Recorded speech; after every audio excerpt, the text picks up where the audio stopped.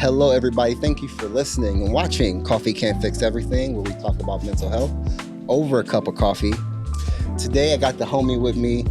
You know, I realized well, first, let me make sure I want to be respectful. Jordan? Yeah, Jordan no is cool. Self. Jordan is cool. But okay. Yeah, Jordan, artist name, no self. But yeah, Jordan is cool. For the Where'd you come up with that name? What does that name mean to you? Yeah, no, so no self is kind of like an evolution. At first, my like business that I created as far as an artist was called Self Unearthed. Okay. Right? And so this whole idea of I'm using art and creativity to make sense of who I am, but Self Unearthed became a lot Yeah. to be saying to people and to always try to explain, no, the AR and T in unearthed is capital. It just became a lot, right? And so then it was like, well, what really am I doing? And I was like, well, the pieces that I'm trying to increase in knowledge, wisdom, self-love, and fellowship, and I'm doing it in a creative way. And when I thought about those words that came up and then was looking at it again, I'm like, wait, if I remove some vowels, KNW, SLF is KN knowledge, W wisdom, SL self-love, F fellowship. I was like, let's go. Boom. Right? So it was perfect. And I grew up with a lot of like graffiti influence and things and stuff. And so the idea of having a tag name was just always there. That's fire. And so then so to drop it like that felt right. No, that's cool. That's cool. Yeah. I've always wondered. So it's nice to have that background. Yeah, so that's where that comes from. So, but what I was going to say, I've noticed the past couple of episodes over the span of doing this have been with a lot of artists. Okay. And I think a lot of those episodes have been really good for me because there's something about it. Maybe you can correct me if I'm wrong or give me your point of view. Yeah. There's something about the way artists or creatives in general think that you have to think differently to be able to put your art on something, people to feel something, whether it be through your words or through like visual. And I feel like those conversations I've had have been so eye-opening. Yeah, I would agree. I think a big piece of it is that as an artist and or anyone who's just in a creative practice, you're always in a deep reflection of yourself and then putting that back out somewhere. And so to be able to tap into that conversation, tap into that way of thinking, that's something that you're doing on a regular basis, right? You're always being conscious of how am I seeing and making sense of the world around me, and how am I making meaning of that? And then if my thing is music and I'm going to do it lyrically or through song, right? I'm going to then take what's in my brain, right, or what's in my heart and my emotions, and I'm going to transform that into something else. So if I'm doing visual art, I'm going through that process of bringing it to life and stuff in that way. So you just probably get into that habit and that routine of going from experience something, reflect on something, and then do something with that. And then that's that piece that probably really makes that mad fruitful when you're having those types of conversations with folks. So and in a lot of ways we don't have to. You might learn something like school, right? You might learn, you repeat.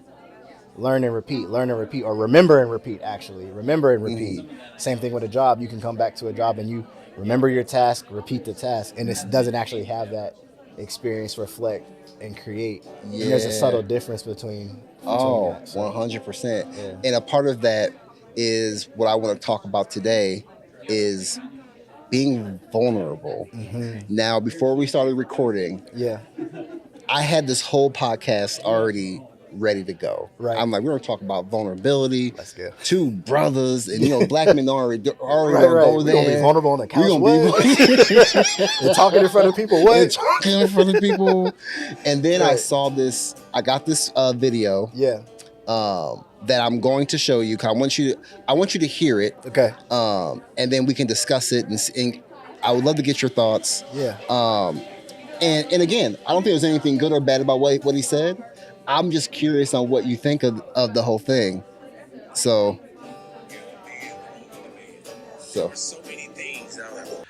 the word vulnerable or vulnerability, I had it removed out of that book. Why? Hopefully I caught all of it. I'm going to pull up the definition, and I want to put it up on my phone. Because I say vulnerable. Capable of or susceptible to being attacked, damaged, or crushed. Oh, God. Capable of being attacked. Wow. So God forbid a guy damaged. came in here with a AR-15 and started shooting, the news report would say gunmen targeted vulnerable citizens. What we're trying to say is to be emotionally open or transparent. Right. That's what we're trying to say. That's it. So that's why I don't want to be vulnerable ever. You don't Yeah. want. So, and I'll make sure I add this into the episodes so people can hear it a little Right. bit better and all that. Right. But I appreciate, first of all, first thoughts. Yeah, no. First thoughts. I think what's always with language in general, right? There's how we like colloquially just use something, right? Then there's the actual definition. So to go back to what is actually the definition and Word. what does this word actually mean, I understand and can agree like where you're coming from. So it's not the sentiment of do I share of myself in any honest, real, or reflective way, but more so that space of like, do I create this opportunity for an attack, right? And I guess Yeah. especially as two brothers who occupy black bodies, that idea of being attacked isn't something that we just walk around the world and not aware of it, right? Right. But then at the same time, there's that piece of like, I can also recognize and know that attack will come, but it's am I prepared to defend it? Defend myself against it? Am I prepared to squash it as well too, right? And so like, I think my initial thoughts is like I understand and I can see where you come from, but I don't know, me personally, would I remove it entirely or would I have gone into that explanation? That would have been a dope explanation in the book, right? I don't read the books. I don't know if they do or not, but right? Yeah. That would have been I a think dope. it just came out, so I don't Right, know. so that either. to me, like that would be like a powerful explanation, and then to go into what does transparency mean, or what does that like kind of like honest, reciprocal kind of relationship building and forming with somebody would be dope. But from a colloquial standpoint of like how people typically say should we be vulnerable and what does that mean, right? I do see, and I don't think he's saying it's not there. I think it's a positive thing and it's a good thing, but. Yeah, I don't know. That's just initially what comes to mind right now. I'm glad you mentioned. That because to me, when I first heard that, again, it did make a lot of sense to me. It's like, oh, I didn't even think of. I almost, because of how we think of vulnerability now, I almost didn't realize that was. If you would have told me that was the definition, that's not exactly. I would have been like, wait, are we thinking about the same word? Right. Yeah, but I think it's, to me though, I think it's still important, even with the definition and with the way we see it now. Yeah. Because I'm not gonna lie, I'm tired. I get tired of having to protect myself, especially being in white spaces a lot. Yeah. Right? Not only that, so I'm in white spaces, and so you want to protect yourself. You can't be too vulnerable because somebody's going to try to take advantage of that. Right. But then that almost spills over into when I'm out of those spaces, because I'm like, okay, I still need to. I'm almost in this survival mode type of deal. And I will say a lot of that has changed since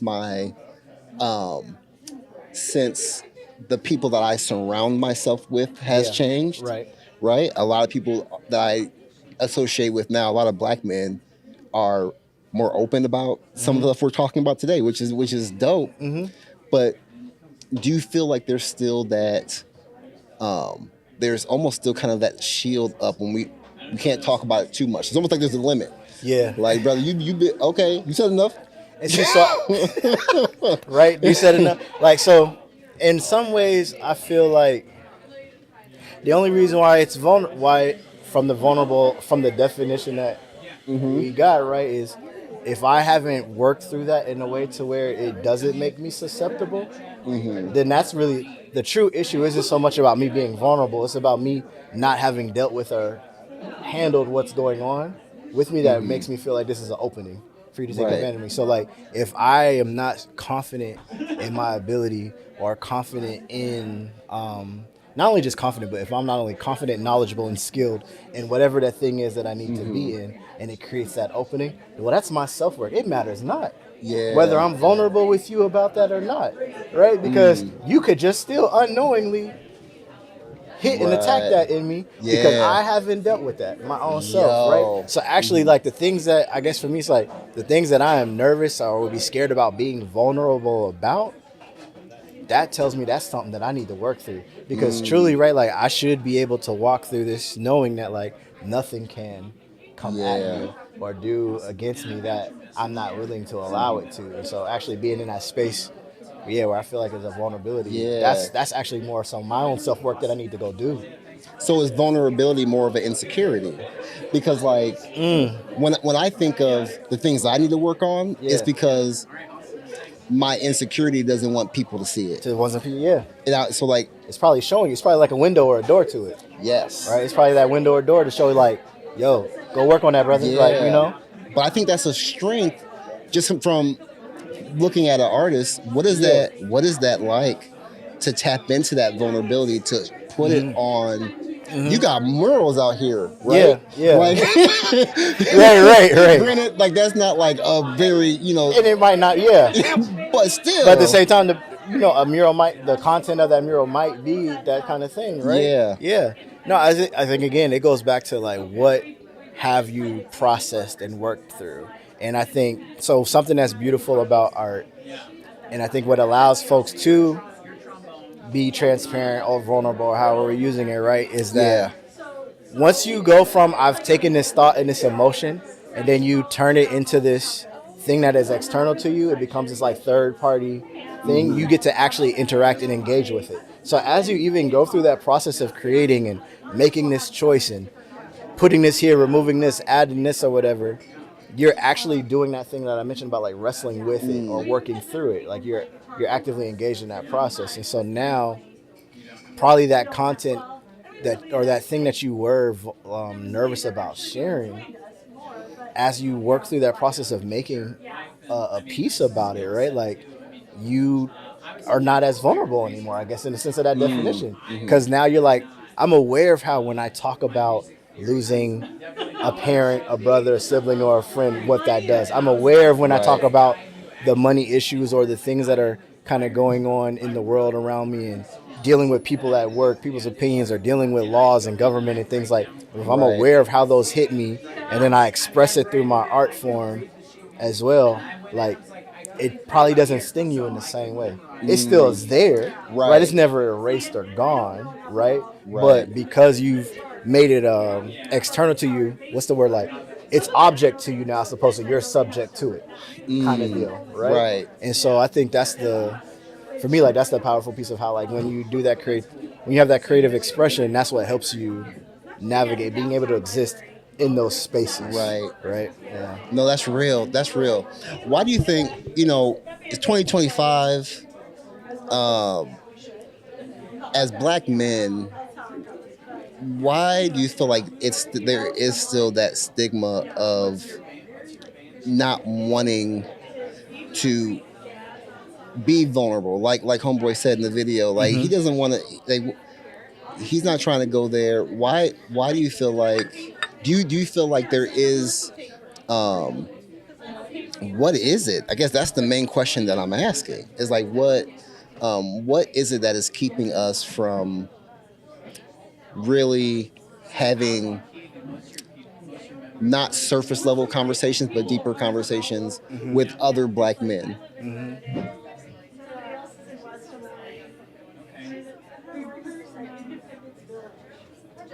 Well, I guess maybe a part of it, I would say maybe a part of it is maybe not really knowing who you could always build with, right? Because, so right, if we go back with how like society and everything, and we're kind of introduced into this with each other, right? Like we are in that kind of zero-sum game kind of thing, always trying to be pit against each other, whether that's between us as black men, whether that's just with the broader just U.S. community as a whole, other races, cultures, men, and then even against men, women, and trans folks and things as well, always kind of put and pocketed against each other. So just like that, really hold that concept of how do we be in community and build with each other is not one that we are taught really well, right? Like, and so I think because of that, you're always in that habit of like, I have to have mine and keep mine. I think also that threat of stuff always being taken, especially as you build, or how easily it can be snatched and taken up, is one of those threats that for us has been consistently real and prevail over time, right? And so, like, I can understand the psychology of it, right, and why that's there, right? But then I think for me, another piece of that though is like, well, if my purpose is greater or bigger than whatever some of those other tangible things are, does that actually matter, right? If my worth, my wealth, and everything is not necessarily caught up in just what's some of these physical pieces that are here in this lifetime, am I that concerned about that, right? So I think that's a piece of it, but like for our history, right, we've constantly had moments and times where like you are vulnerable to that attack, and other people are harmed. I think maybe that's the other piece too. So not from just a individualistic side of like, you're thinking of your family, you're thinking of your friends, your entire block or community. It's like not just you, it's your people. And I think that's tough and hard, right, to have to navigate and put on your shoulders. And do we want to walk away from it? Yeah. Right. If we could, we would want to, because like who wants to live through that? Right. But at the same time, it kind of like, it is what it is, and that's what we got to do though. Yeah. You know? And I also think that a big part of that too is not wanting to be feeling like you're the weakest link if you do talk about how you feel. And I can only speak for myself, but as growing up with really strong Black father figures, right? It was like, if you cry, don't be crying out here. And I get why, because it's like, ain't nobody gonna cry for you when you get grown. Right. Stop all that crying. Stop all that ain't crying. Nobody hollering for you, right? Yeah, stop all that crying. Or it was almost even a joke. Like if he's soft, and then you don't want that stamp on you. Right, you don't want that stamp. Yeah, I think so. Right, like I lived in both spaces to where those messages were definitely prevalent in my life, but I also had the luck, I would say, or just like that love of my father and my grandfather were really different. So my dad might be like, my dad never really told me don't cry. He was like, don't let that be all you do. Right? So it was more so like, all right, cry. Yeah. But why were you in that scenario? Yeah. Cry. Is there a way for you to figure out how that don't go down like that no more? Yeah. Right? Is there some preventative stuff? Now, every preventative thing that we might have talked about doing may not have been something that we would, knock out the biggest kid in the room so everybody else leave you alone. Maybe that's not exactly that's not the move. Everything what I was supposed to do, but that's how I made sense of it, right? But then at the same time, right, like my granddad would be like, all right, cool, you crying? Cool. What's up, though? Like, you going to get back out there? Right? Yeah. Like, I think I can remember, like, especially like football, right? Football being one of those, why are you crying in a football game? But really, my granddad was like, cool, you crying, cuz, but are you not going to get back out there on that field? Yo. Are you going to run through that hole? And I'm like, you right. So he's like, all right, cool. Feel that. Now take that same thing and understand how you need to move and maneuver a little different. Yeah. And I'm like, all right, cool, bet. Boom. You know what I mean? So I think that piece is what is more powerful. Yeah. Cry, but what's next? But you know what's so crazy about that is sometimes that next is villainized. Okay. Like, especially if it's depending on what the behavior is, you mean? Depending on what the behavior is. Okay. Or, so for example, taking the football example, right? You're crying, right? Someone could see that as like, you see, get back out there and do that work. Depending on how it was said and the tone and all that. Right. Someone can be like, dang, like he don't want, like, why is he doing that? Mm-hmm. No one can see, no one's probably not seeing the lesson. But they don't know the relationship. They don't know the relationship. They don't know the relationship. Which is very important. So then, again, we go back to why is that hard? We were talking about building. That's actually it. We don't have the relationship. So I don't feel like I can be vulnerable with other brothers because have I sat down and had built a relationship with another brother? Have I Right. sat down and built that relationship with these folks for me to know when I share Yeah. that with you, you're not coming at me? Or have you showed me that you can honor that? Like I gave you something and then you didn't come back at me in Yeah. a way where you're trying to attack me. Yo. That's the relationship though. That's the whole thing. That's the whole thing. Well, how do we build relationships in the world that we're living in, and people are coming from people have different experiences. Yeah. People don't. One of the things that I'm learning, just as I'm going through my own stuff, Yeah. is choosing what we were just talking about, choosing on who I give that to. And so I'm in a headspace of I want to connect with more black men. Yeah, yeah. How I connect is going to be How different you connect something different. depending on what we're doing. Yep. Or how I feel. Yep. So man, connection is important. Connection is important, bro. And like I think about like me growing up, I don't know if it's similar for you. So much of my early friendships and connections, they were super circumstantial, Yeah. right? We were also like there was a lot of that competition and things and stuff that were there, and it wasn't always like a healthy competition thing. The first thing was how do we pit each other against each other as opposed to how do we come together, whether that was again just us and our friend network or in the school, in the whatever thing, or you from rival schools. Like we from the same neighborhood, go to different schools, Right. so now we got to act like we rival. So there's all those added elements that again break down the relationship part. That's so true. That's so true. And that's so lame too. It Like, is, that's bro. so It is. lame. It is. That's so lame. It is. Oh man. I say like not really until maybe like junior year of high school. Really? Not really until junior. And also, right, I have the context. I went to PWIs from preschool through, right? So, of course, like, that's also different. Right. And so my context is like, you go to a predominantly white school, so there's not that many of us in the first place. And then I live in one neighborhood, go play at my grandma and them house in another neighborhood, my cousin and my uncle them house in another neighborhood. So I also had that piece of I'm constantly bouncing between places. So I'm never actually anywhere long enough or with any group long enough to where like I'm fully an insider in their space anyway. Oh, right. I'm the homie who's got the pass to come through. Yeah. Right, but I'm not, fully there. So I know that's a part of it too. But yeah, not until like junior high school and college would I say like I built those types of relationships with people where it was like, this is just out of genuine love. Right. And we good.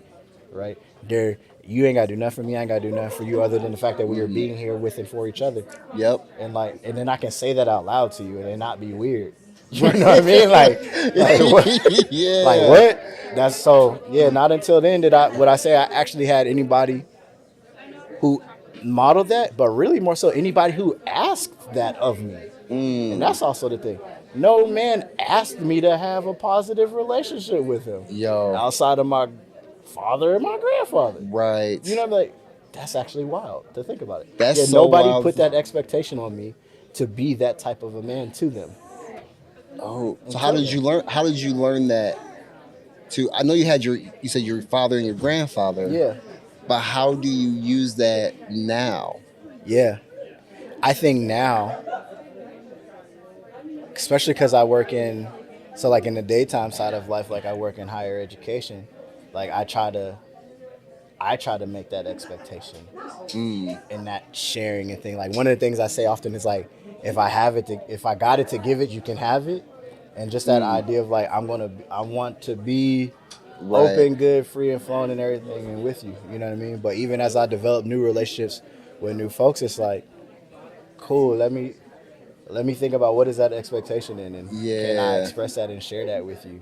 Right. Can we connect with each other in that way if it's there for it, Right. So, yeah. I have a question that I asked a few of the homies, just not even on the pod, just in general. When we connect and not even and not even just as black men connecting with black men. This is just universal. Is when we say, "Hey, what's up? You good? I'm good." Mm-hmm. But are you really good? But are you really How good? do we get? Yeah. But nah, what's really good? What's yeah. really good? How do you? What are your thoughts on breaking past that?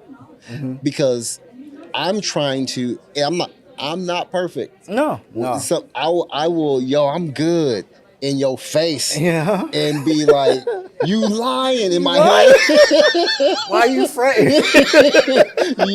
Yes. Nah, word. But like, I'm trying to get to, because there's that part. I don't want to like bring somebody else down. You know what I'm saying? I'm not trying to bring my energy into your space. You gotta have that type of emotional like awareness too. What you're doing into a space. Yeah. So how do you navigate that when you really want to know how our brother's doing and support? But maybe there's some times where you may need that support too. Like, what does that look like for you? Yeah. For me right now, right, I would say there's those couple friends who, you know, we'll get together, go get some wings or something like that. And when we start talking, we do have that, okay, let's do this check-in, bro. Yeah. What's going on? Life, health, family, da-da-da-da-da-da. And everybody goes around that table and we all share it and say it.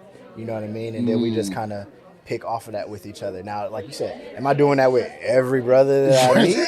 No, not necessarily, right? But also, like, for me personally, if I ever find a time when there is a guy who's like, go in there with me, cool, I'm gonna match it back with you though.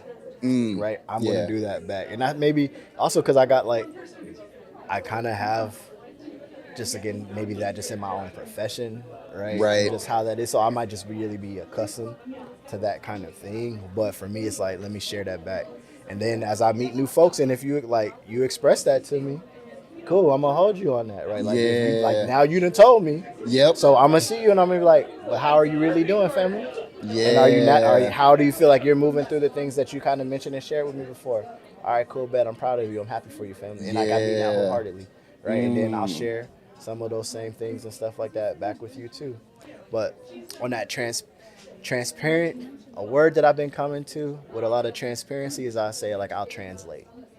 And the reason why I say I do a lot more translation than I do transparency is from that first point that you made about, like, I can't always, one, it's not always responsible and right for me to give you everything that's going on. Right? Because, you know, like, that's just not always responsible or right for me to do, whether that's a personal setting or a work setting. But I can translate it at least enough in a way for you and I to deal with and have this moment to bond and connect and things and stuff with each other, and for you to be able to potentially reveal some things for me that I'm not seeing, right? Or for maybe what I'm going through to maybe support or help you think through whatever you're navigating too. I ain't got to always give you everything for it to be everything in the moment for us to do. You know what I mean? So. And I don't want people to think that, like, when I'm talking about vulnerability and being open with someone, I'm not saying every time I see you, I'm going to be sit down, let me tell you about my life. But like you said, can we do that though? But can we do that? If I see you in the street and I go, yo, and I'm like, man, this is X, Y, and Z. Can I have that conversation with you? Can we do that? Yeah. And I think that is more important. It feels good to me knowing that I have that support, you know, than having a weekly sit down with someone to have to go through it. Yeah. You know what I mean? Of course. Of course. Yeah. No, that's real. And I mean, and it doesn't have to be a ton of people. And some people are good for different things. Yeah. Oh, 100%. Like, so that's the reality of it too. Certain people are better with certain conversations. So cool. Let's figure out what that is with each other. So that we can do that. You know, and it's I have a person for every. I have a person for every type of reaction that I want. I feel like you gotta be careful with that then. I need somebody who ready to turn up. I'm gonna go to my turn up friend. Look, my father figure, my Uncle Sammy. That's my father. But he will not, he don't say nothing gentle. Okay. But sometimes I need that. You need that, yeah. Like, if I'm being open to him, he's going to tell me exactly what's on his mind. Right. And it's going to hurt. It's going to hurt some, yeah. But sometimes I need that. You need that, yeah. Sometimes I don't need that. Yeah. So I'm not I'm going to save that conversation I'm for going you. to save it. I'm going to tell my Uncle Sam, I tell him everything. Right. But I'm going to have worked through it first, though. I will have worked through that already. let me have a stronger base before I bring this. And that might be past tense now. Right. For real. Right. Yeah, I think for me it works. It works well for me. I know. Okay, I'm gonna call this homie. Yep. When I need this type of advice, we have similar work, so Yep. this is gonna work for him. Yep. Or, we're both married. If I have something, I'm like, hey Jordan, this is going on. I know you're married. I know you would understand something of that. You know what I'm saying? Exactly. So I feel like I need that in my life. Yeah. I need that separation. You do. You do, bro. You do. Man, Jordan, this has been such a great conversation, man. I could go forever. I have a few more questions, but be mindful of your time. No, of course, I'm good. So this is the chance. This is the opportunity. Yep. There are people that watch and listen to this episode that are dealing with vulnerability and wanting to be more vulnerable, but just don't know how to do it. If you want to look into the camera, give them some game. Like, what would you say to somebody that is dealing with some of the things we're talking about today? Yeah. I think where I would start is I would say find examples, right? Find examples of the people who are moving and living their life maybe in the ways that are interesting to you, right? You can see yourself like, I would want to model pieces or aspects of how I want to show up and move in the world after them. You got to do that knowing, though, that, you don't know their whole life and everything that is a part of their circumstances and everything behind it. So you don't want to put anyone on a weird pedestal, right? But you just at least want to see, like, here's a potential way of how I can model something. I can model behavior, I can model a way of thinking, I can model a perspective, and then try that on for yourself. And as you get more comfortable in using those models and having that flow through your own self, it'll allow you to be the person that you want to be even more. And then you don't have to worry about, again, that issue of am I susceptible to this attack? Can I be vulnerable? Can I be transparent? Can I share? The more and more you find good, positive, and healthy examples of the types of behaviors and the types of ways of knowing and being that you want to exemplify for yourself, and you test that in your own body, the more comfortable you'll be, and the more you can be that authentic self and be able to share what you truly have inside of you with everybody who experiences life with you. So that's what I would say. Oh, beautiful. Again, Jordan, thank you so much for being on the show. Everybody, thank you for listening to Coffee Can't Fix Everything. I'm not a therapist, but I will have resources in the description of this episode for those that need help, that want help. Again, coffee can't fix everything, but we're going to break the stigma with one conversation at a time. How about you next time?